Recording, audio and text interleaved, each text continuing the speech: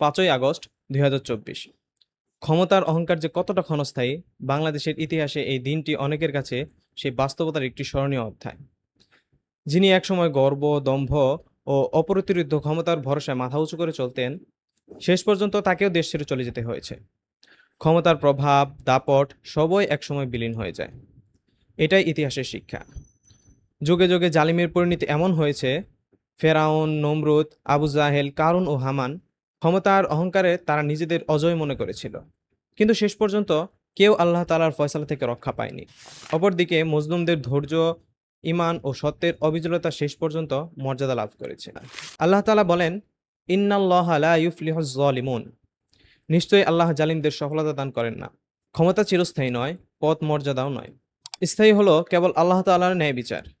তাই ক্ষমতা নিয়ে অহংকার নয়, বরং ন্যায়, ইনসাফ ও আল্লাহ ভীরুতাই হোক আমাদের পথ চলার মূলনীতি। ইতিহাস বারবার প্রমাণ করেছে, জুলুমের পরিণতি পতন, আর সত্য ও ন্যায়ের পরিণতি সম্মান।